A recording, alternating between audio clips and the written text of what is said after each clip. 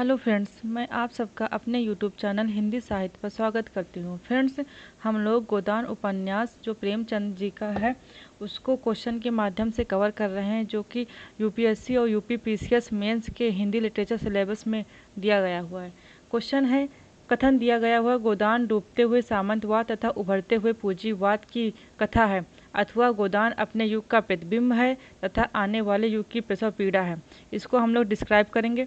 गोदान 1936 ईस्वी की रचना है, जब भारतीय समाज एक जटिल एवं तीव्र संक्रमण से गुजर रहा था। एक ओर ग्रामीण जीवन में टहते हुए सामंतवाद के तत्व दिखाई दे रहे थे, तो दूसरी शहरी जीवन में पूंजीवाद या महाजनी सभ्यता के संकेत भी उभरने लगे थे। इस संक्रमण काल का महाकाव्यात्मक उपन्यास होने के कारण गोदान दोनों तत्वों को धारण करता है, बिखरते हुए सामंतवाद की विशेषताओं को भी और उभरते हुए पूंजीवाद के लक्षणों को भी। गोदान में इन दोनों की युगपत उपस्थित कई बिंदुओं पर दिखाई पड़ती है। गोदान मुख्यतः कृषक जीवन की गाथा है, जहाँ सामंतवादी संरचना अभी तक बनी हुई है। प्रेमचंद दिखाते हैं कि सामंतवादी व्यवस्था ने एक आम किसान को किस प्रकार तोड़कर रख दिया है।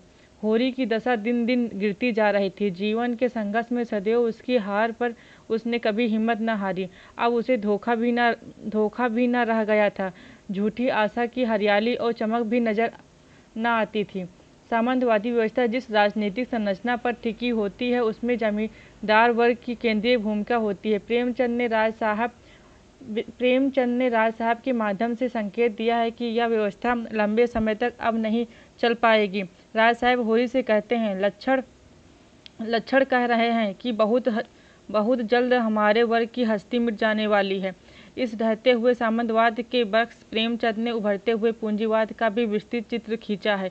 पूंजीवादी अर्थव्यवस्था पूंजी और मुनाफे के सिद्धांत पर टिकी होती है। प्रेमचंद दिखाते हैं कि यह अर्थव्यवस्था बिना मेहनत किए सिर्फ बुद्धि का खेल खेलने वाले पूंजीपति वर्ग को कैसे दिनों दिन अमीर बनाती जाती है। मेहनत की दुनिया और मुनाफे की दुनिया का अंतर विरोध उन्होंने मिस्टर खन्ना तथा कुछ अन्य चरित्रों के माध्यम से दर्शाया है। कुछ उदाहरण में इसे देखा जा सकता है।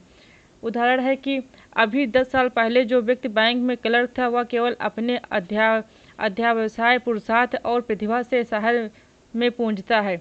खन्ना के संबंध में राय साहब के विचार हैं। दूसरा उदाहरण दिया गया है, उसके मालती के बाप उन विचित्र जीवों में से थे जो केवल जबान की मदद में लाखों के ब्यौरे न्यारे करते थे। दूसरे शब्दों में दलाल थे। इस वर्ग के लोग बड़े प्रतिभाशाली होते हैं।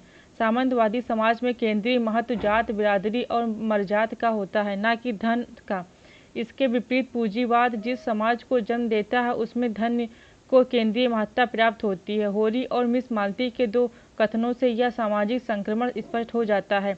होरी, जो 10 रुपये महीने का भी नौकर है, वह भी हमसे अच्छा खाता पहनता है, लेकिन खेतों को छोड़ा तो नहीं जाता। खेती में जो मर्जात है, वह नौकरी में तो नहीं है। मालती का कथन है, इस नई सभ्यता का आधार धन है। विद्या और सेवा, कुल और जात सब धन के सामने हैं। गोदान के लेखक के समय देश में किसान विद्रोह भी होने लगे थे और दलित चेतना भी उभार पर थी। राम सेवक के कुछ कथनों के माध्यम से किसानों की उभरती हुई चेतना को तथा सिलिया के परिवार के आक्रोश के माध्यम से उभरती हुई दलित चेतना को प्रेमचंद जी ने अभिव्यक्ति दी है। इस प्रकार हम लोगों ने प्रेमचंद के उपन्यास गोदान में जो उभरते हुए सामंतवाद तथा उभरते हुए पूंजीवाद की कथा प्रस्तुत की गई है, उसके बारे में देखा है। नेक्स्ट वीडियो हम लोग नेक्स्ट क्वेश्चन के टॉपिक को कवर करेंगे। Thank you so much.